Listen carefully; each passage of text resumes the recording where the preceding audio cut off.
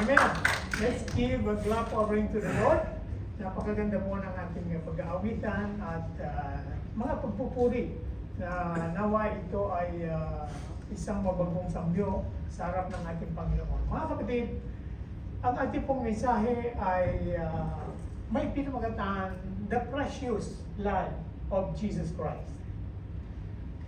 Hindi na po kaila sa atin na alam natin na ang ating Panginoon Jesucristo ay napako sa krus para sa katapusan, para sa ating mga kasalanan.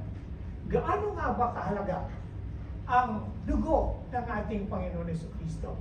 Tayong mga Kristiyano, nalalaman din natin at naririnig natin sa mga preaching na ang kahalagahan ng dugo ng ating Panginoon Jesucristo sapagkat nasa saad po sa Hebrew chapter 9 verse 22 na walang no shedding of blood, or without the shedding of blood, there is no remission of sin. Nang ibig mong sabihin, kung walang pag-agos ng dugo ng Panginoon sa Kalbaryo, ay walang kapatawaran sa ating mga kasalanan. Alam na po natin ito, mga kapatid. At bagamat ang iba'y hindi naniniwala na ang Panginoon ay napako sa krus, sabi nga ni Apostol Pablo, walang kabuluhan kung hindi namatay ang Panginoon sapagkat hindi umagos sa kanyang dugo doon sa Kalbaryo at hindi tayo nagkaroon ng kapatawaran sa ating mga kasalanan. Ano nga ba ang pananampalataya? Hindi po ako nagkamali na nilagay ko po rito itong lata ng sardinas na ito. Ano nga ba ang ating pananampalataya? Ang pananampalataya po ay yung nananampalataya tayo na ang mangyayari, ang mga bagay na sa hinaharap at alam natin itong darating, bagamat hindi natin ito nakikita. Tulad na isang latang ito, sino pang naniniwala na pag binuksan natin ito ay makikita natin na isda? Wala nga lang ulo. Hindi tayo naniniwala na pinubuksan ito corn beef ang laman. Alam natin na ang laman ito pag binuksan ay isda, sardinas. Yun po ang tinatawag na pananampalataya. Subalit, hindi natin nangangailangan ng ebidensya. Sapagkat ang pananampalataya, kung inihingi mo ng ebidensya para sa pananampalataya nito, sinasabi nga po si Apostol Pablo sa 2 Corinthians 5:7-8, ang sinasabi niya, for we walk by faith, not by sight. Ito po yung sinasabi na, to believe is to see, not to see is to believe. Maniniwala lang ang isang tao pag nakita. Pero tayo, naniniwala muna tayo bago natin ito makita. Ito po yung pananampalataya na tulad nga nitong ating inalimbawa. Mga kapatid, sa Hebrew chapter 11 verse 1, now faith is the substance of things hoped for the evidence of things not seen. So yung mga ebidensya na ito, sa hinaharap makikita natin.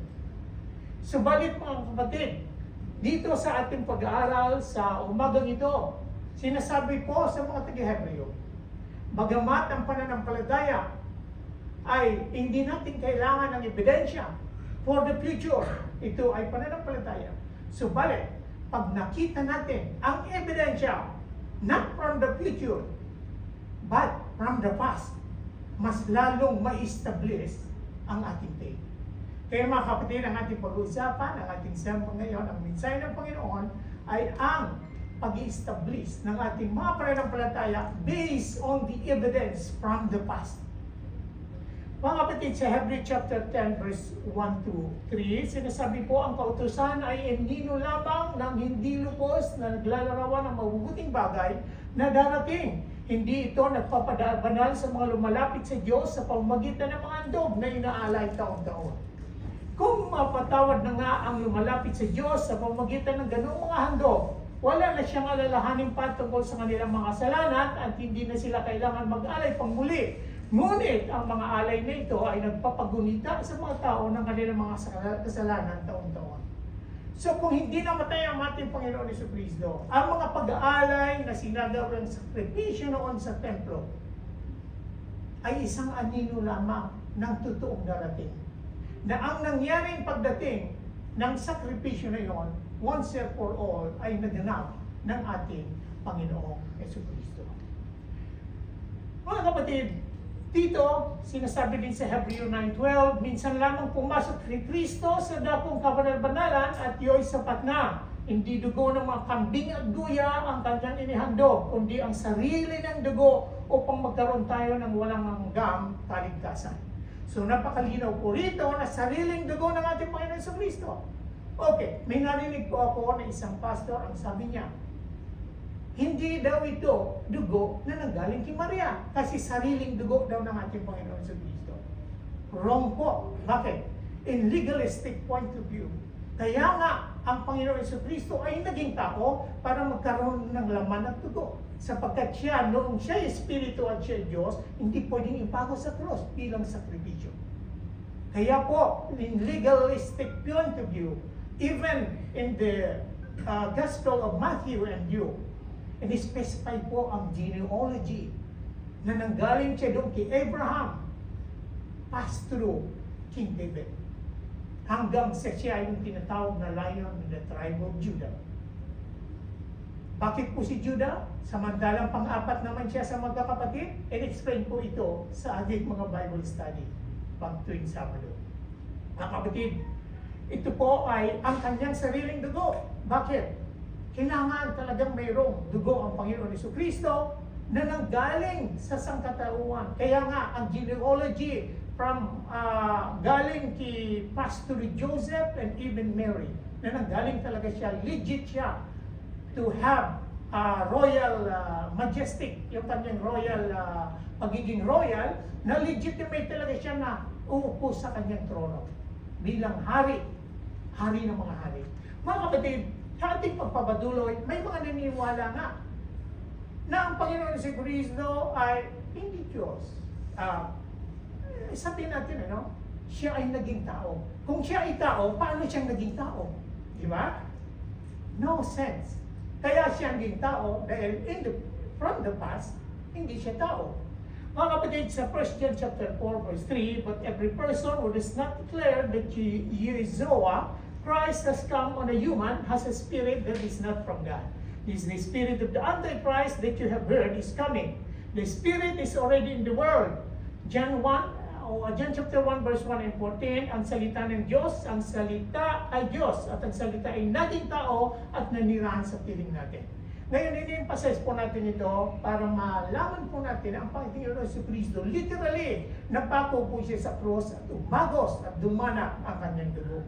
Pero, mga kapatid, alam lang natin na napako ang Panginoon Jesu Cristo from 9 o'clock in the morning until 3 o'clock nang siya ay namatay, hanggang sa ibinaba siya before 6 o'clock in the evening. Pero ano nga ba ang mga nangyaring event sa pangyayaring ito? Marami pong event, at least 5, na ating pong isa-isahin ngayon. Pero magpupungas tayo sa isa lang. Mga kapatid, dito po nakalagay sa Galatia, tinubos tayo ni Kristo mula sa sumpa ng kautusan nang siya ay isinumpa para sa atin, sapagkat nasusulat, isinisumpa ang bawat binibitay sa punong kahoy. Mga kapatid, ginawa ito ni Kristo upang ang mga pagpapalang ipinangako ng Diyos kay Abraham ay makamtan din ng mga hintil sa pamamagitan ni Kristo Jesus at sa pamamagitan ng pananalig, matanggap natin ang Espiritong ipinangako ng Diyos. Mga kapatid, tingnan niyo po. Cursed is everyone who hung on a pole. May nagsasabi po na hindi raw ipinako kasi hinang siya. Or sa Tagalog, binitay. Ang pagbibitay po ay maraming kaparaanan. Binibitay sa pamamagitan ng pagbiti, binibitay sa pamamagitan ng electric chair, binibitay sa pamamagitan ng pag-inject, ng lethal injection. So, maraming kaparaanan. But in this case, ang ating Panginoon si Kristo ay pinako. Wala pong sinasabi sa Biblia makikita na siya ay pinako. Dito po sa Matthew chapter 27, verse 35-36, ang sabi po ni Apostle Matthew, nang may pako na siya sa krus, pinagkati-hatian ng mga kawalang kanyang mga damit sa pamagitan ng palabunutan, naupo sila at siya ay binantayan. So, dito po clear na ipako ang ating Panginoong Yesu Cristo. Dito po, ano ang nangyari nang napako na siya sa krus? Ipinako po siya 9 o'clock in the morning hanggang 3 o'clock na siya ay namatay. There is 6 hours. Ano po ang nangyari? Ano ang mga naging kaganapan dito? Ito po ang mga naging kaganapan. Then Yeshua loudly cried out once again and gave him his life. give up his life. Suddenly, the curtain in the temple was split into two from top to bottom. The earth shook and the rocks were split open.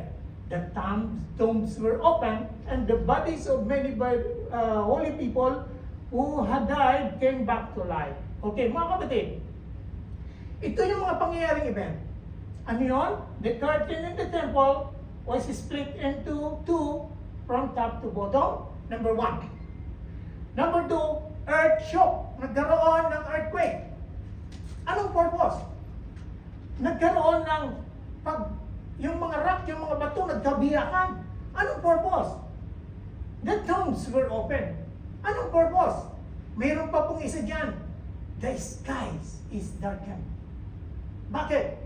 Buong mundo ay nagmumurn dahil sa kamatayan ng ating Panginoon Jesucristo. So there are at least 5 events na nangyari nung pagkapako ng ating Panginoon Jesucristo. Ano po ang mga relevance ito?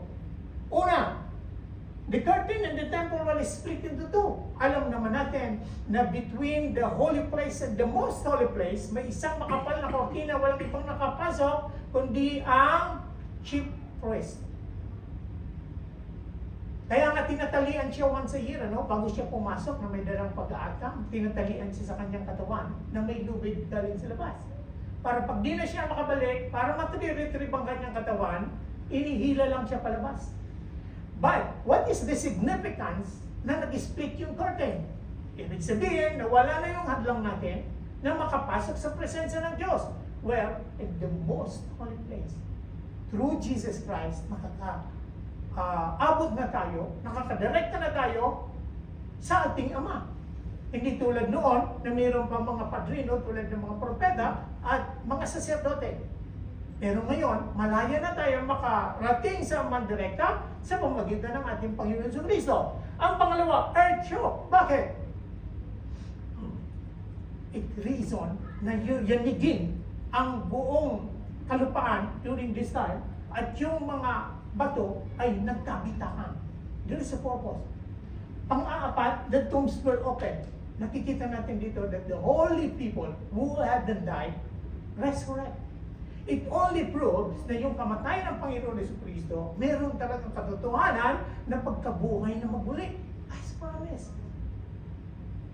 So, ito yung mga kaganapan mga kapatid. But, let's focus now dito. In John chapter 19, verse 33 to 34, when the soldiers came to Uzoa and saw that he was already dead, they did not break his leg. Noong mga panahon, pag buhay ang tao, pag binrek ang leg, dahil doon sa oxygen, nasusuffocate sila. Isang kaparaanan na ito ay ginawa. Ano ang relevant? During this time, nakita natin na may dalawang kasama ang Panginoon. In 3 o'clock in the afternoon, para hindi datnan, actually, after 3 o'clock, before 6 o'clock, kasi Sabbath day na yun Before 6 o'clock, ni-request ng mga Pharisees na tanggalin ang Panginoon doon sa cross. Kasi ayaw nila na at the Sabbath day, mayroon pang nakabitin doon sa cross. Nung nilapitan ng sundalo, nakita nila patay ng Panginoon Jesucristo, subalit, ang dalawa, buhay pa. Hindi ibig sabihin, mas malakas yung dalawang magnanakaw sa Panginoon. Jesus is the son of the carpenter. Matipuno ang kanyang katawan at hindi lulubo-lubo. Nabuhat niya ang cross. Tinulungan nga lang siya ni Simon de Sere, talagang hirap na. Pero malakas ang Panginoon. Pero bakit uli siyang bumigay? Imagine na tako siya 9 o'clock until 3 o'clock.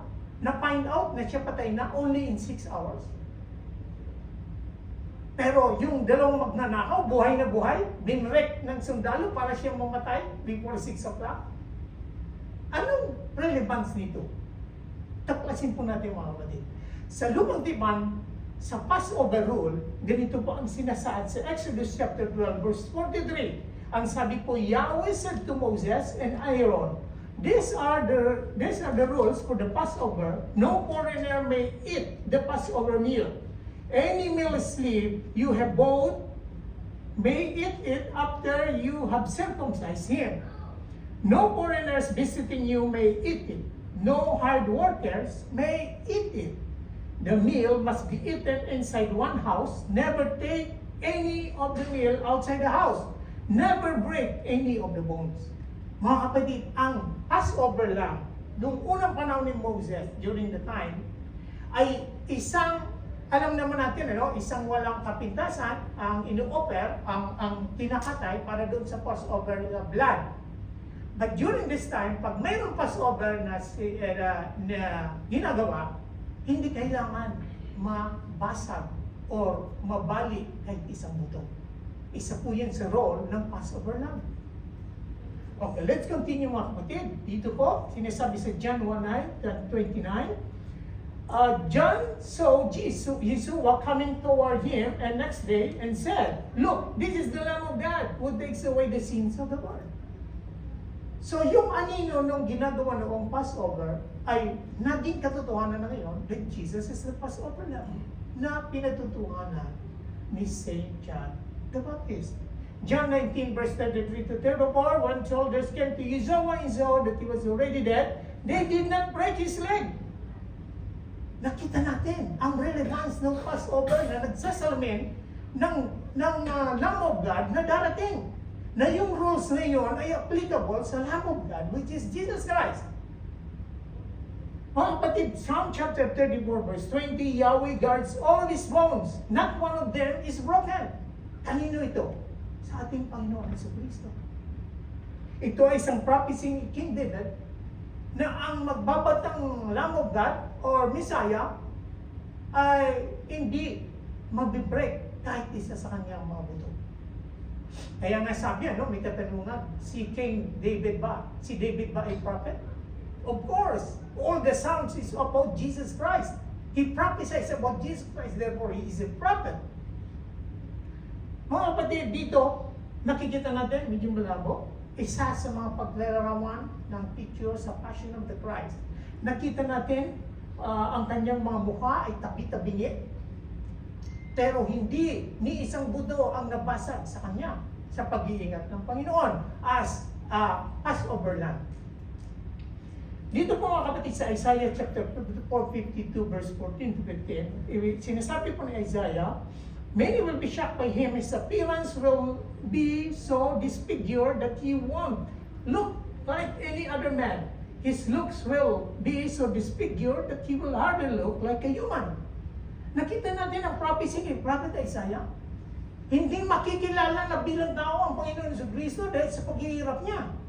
Na-disfigure ang kanyang mukha pero hindi na-broke ang any one of his bones. Because he is a katuparan ng prophet as a Lamb of God, as a sacrificial Lamb of God, as a Passover Lamb. By the way, ang Panginoon Jesucristo ay namatay in a Passover time na isiniselebrate sa Israel. Mga kapatid, dito sa pagpapatuloy, Isaiah 53 verse 5 sabi, but he was wounded for our transgressions, he was bruised for our iniquities, the chastisement for our peace was upon him, and by his stripes we are healed. Mga kapatid, nung tayo mga Kristiyano, nakilalaman at narinig natin, because of his wound and stripes, we are healed. Pero hindi natin nakita kung ano talaga yung nangyari. Gaano nga ba ang paghihirap ng Panginoon? Tingnan natin. Baka higit pa rito ang reality ng pagpapalo sa ating Panginoon at paghihirap. But none of his bone is broken. Dito po mga kapatid, John 19 verse 31. So, ipinapakita rin po dito. Basahin ko lang sa 32. The soldiers therefore came and broke his leg. The first man who had been crucified with Jesus and then those of the other. Well, sa 31 po, now it was the day of preparation and the next day was to be special Sabbath because the Jewish leaders did not want the bodies left on the crosses during the Sabbath. They asked Pilate to have the legs broken and the bodies taken down. So sa 33, when the soldiers came to Yeshua and saw that he was already dead, they did not break his leg. However, one of the soldiers stabbed Yeshua's side with his spear, and the blood in the water immediately came out. Mga kapatid, sabi ko nga kanina, mas malakas ang Panginoon kaysa dalawang magnanakaw na ito kasi siya ay anluwagin. Nabuhat niya ang troso papunta sa Kalbaryo. Pero bakit siya namatay in 6 hours lang? Mas matatag itong dalawang magnanakaw. Because of the prophecy na hindi dapat ma-break ang kanyang leg. Pero how it happens? In a legalistic point of view, parang sabi ni Satanas, Paul yan. Kasi bakit may miracle? Dapat walang miracle kasi yung pagbabata, dapat talagang in detail na walang dapat ang Panginoon Jesucristo as a Messiah, walang dapat na escape. Walang dapat na cutting classes, di ba? Dito parang na shortcut. Ano nangyari? Okay, mga kapatid, however, 34, one of the soldiers stabbed his suicide with his spear, and the blood and the water immediately came out. Saan sa mundo, ang isang tao pag sinaksak, lumalabas pati tubig? Puro lang dugo. Anong purpose kung bakit mayroong tubig nang sinaksak ang Panginoon sa tagiliran, lumabas pati tubig? Anong purpose? At bakit nagkatubig? Mga kapatid, as we continue, ito po, medyo controversy, pero pag-aralan natin. This is not blasphemy. Jesus did not die of crucifixion, but He died on the cross.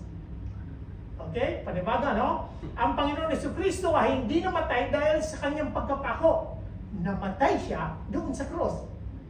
Okay? Bago kayo mag-react, let's study furthermore. Bakit mayroong tubig sa kanyang katawan? For the word of the cross is fully to those who are perishing, but to us who are being saved is the power of God. Ano daw ang power of God? Yung cross. Kaya yung iba, pag tinatakot yung demonyo or yung mga na possess, ay ginagamit ng cross. Kasi sabi nila may power ng cross. Aba, anting-anting na yon.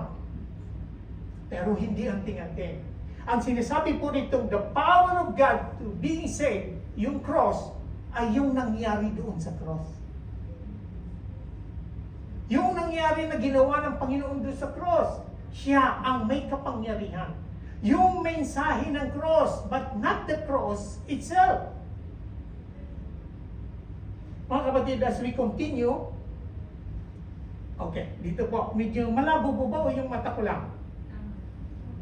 Nababasa niya, nakikita niyo? Hindi ko nababasa, pero nakikita. Okay, explain ko.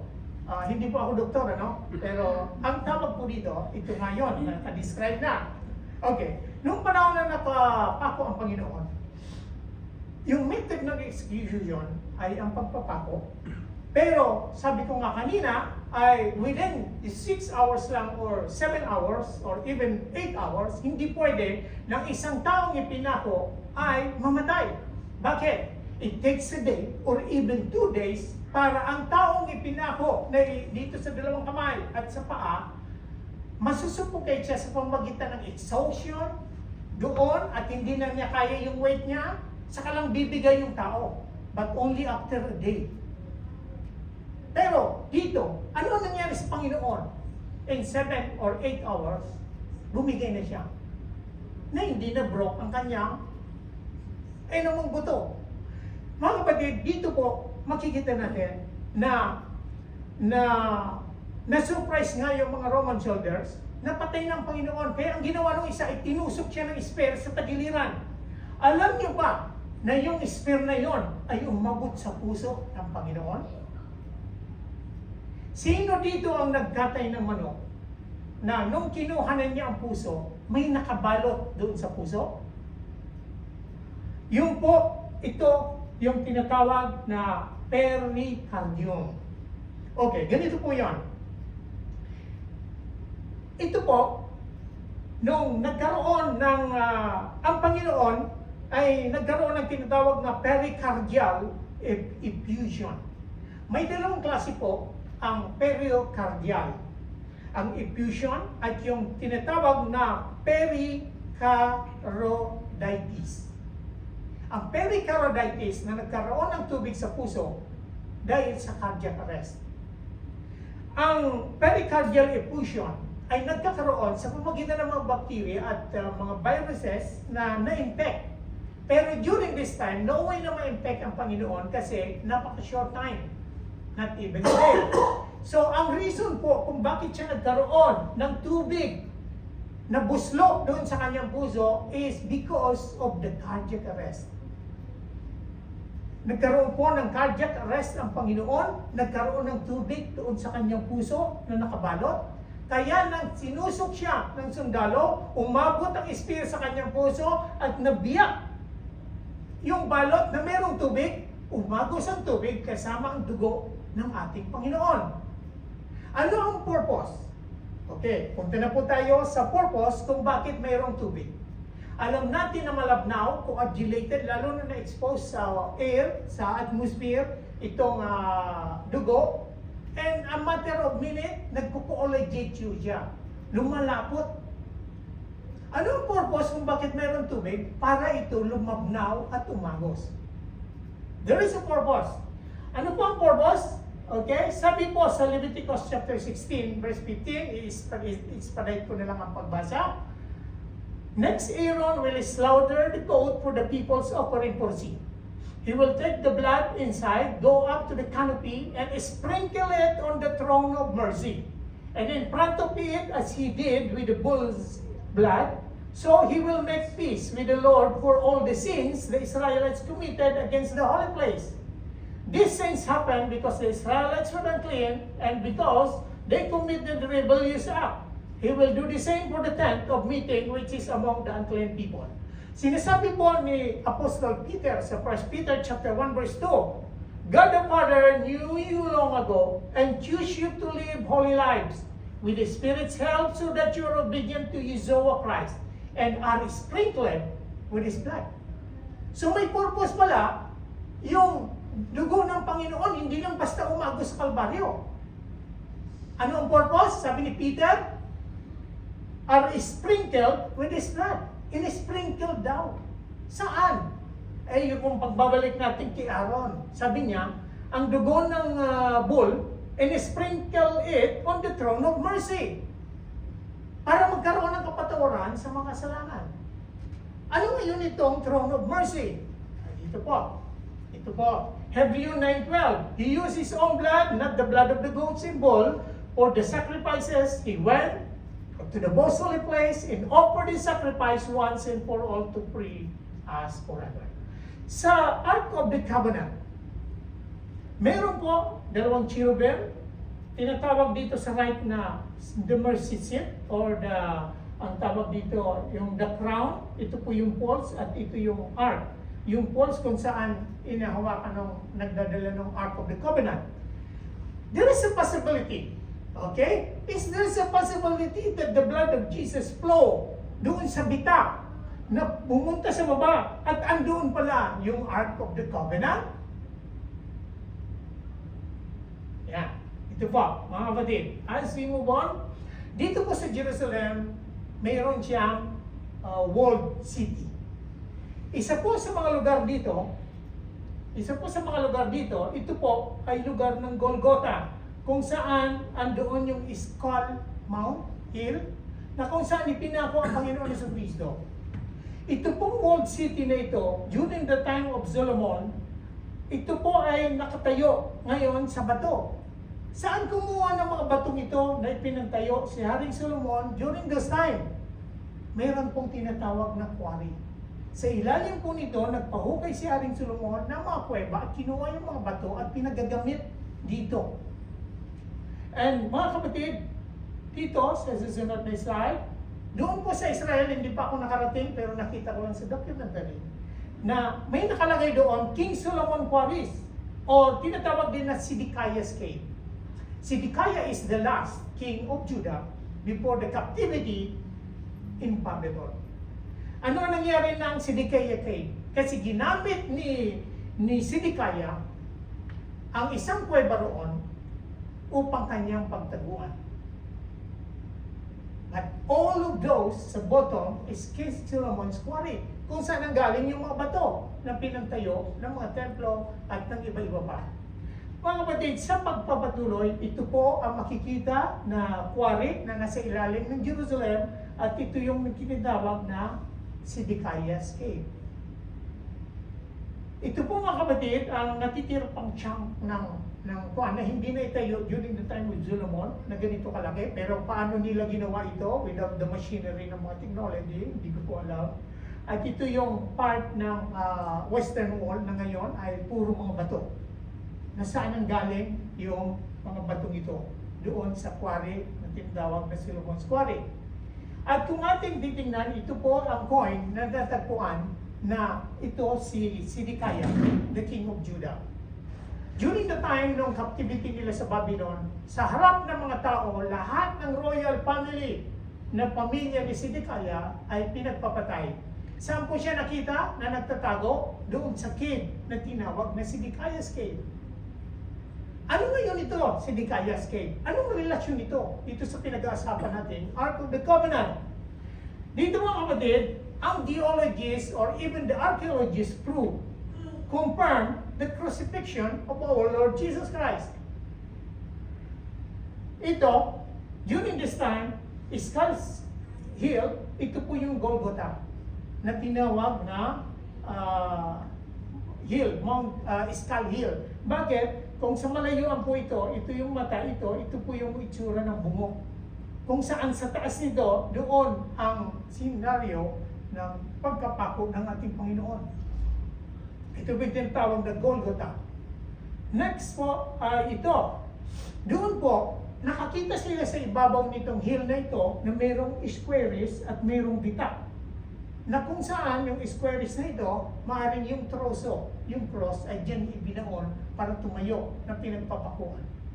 At mayroon pong bitak ito during this time na nagkaroon ng earthquake. Ito po, nagkaroon ng split ng rock doon. So, ito yung purpose during the time na napako ang Panginoon.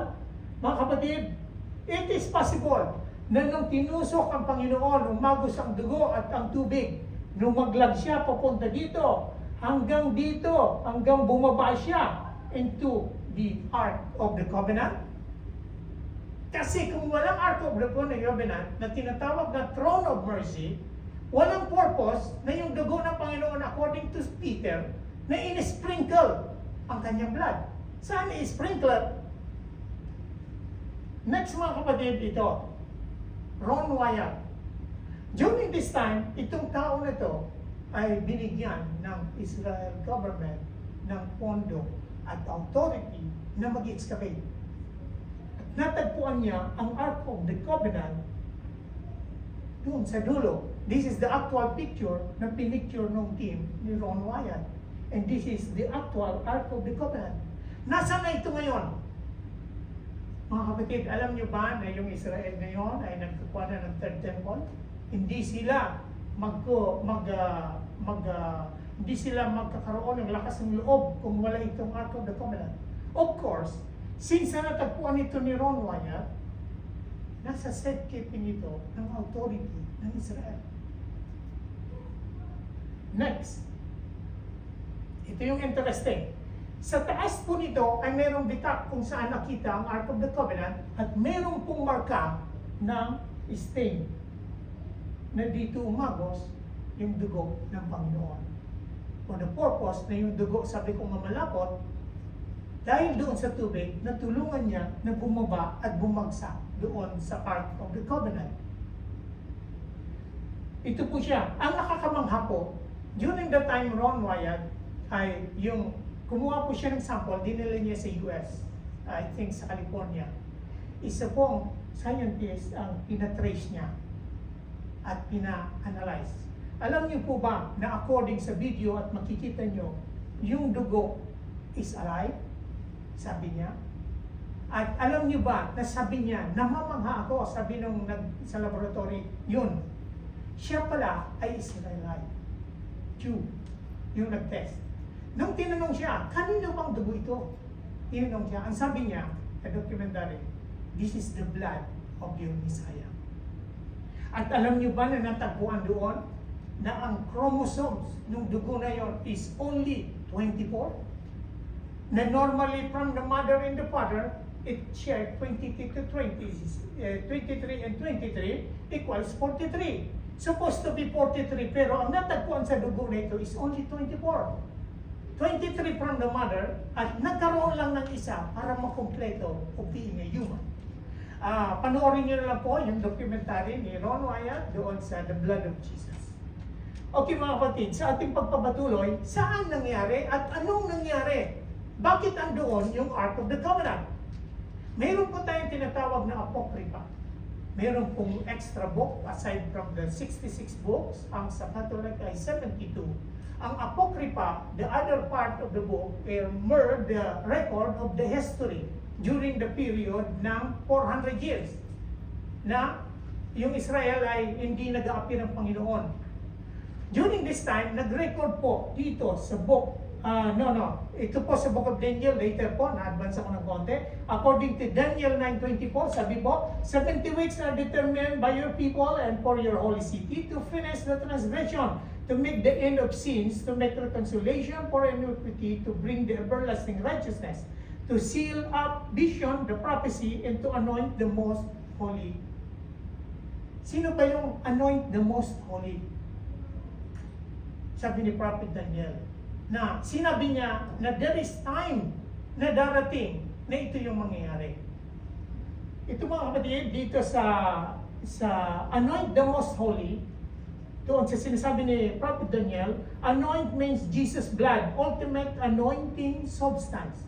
Na sinasabi ni Prophet Daniel na ito ay magkakaroon, anoint the most holy, by means of the blood of Jesus Christ. The most holy is the mercy seat of the Ark of the Covenant. Sa ating pagpatuloy mga kapatid, ito, He loved us and sent His Son to be the propitiation for our sins, according to John. According po dito, He shall take some of the blood of the bull and sprinkle it with the finger and the mercy seat on the east side, according to Leviticus chapter 16. So nasa east side po, saan? Nasa right side ng covenant, Ark of the Covenant. Ito po yung kailangang mangyari para ma-fulfill yung pagtubo sa atin ng Panginoon Jesucristo. Leviticus 17, I will set my face against any Israelite or any foreigner residing among them who eats blood.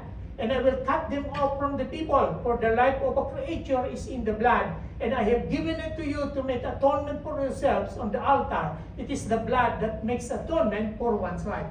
Pinagbabawal ng Panginoon, bagamat sa Leviticus to, pinagbabawal ng Panginoon ang kumain ng dugo sapagkat ang dugo ay andoon ang buhay ng isang nilalang. At ginagamit ito para sa pag-alis or atonement ng mga kasalanan.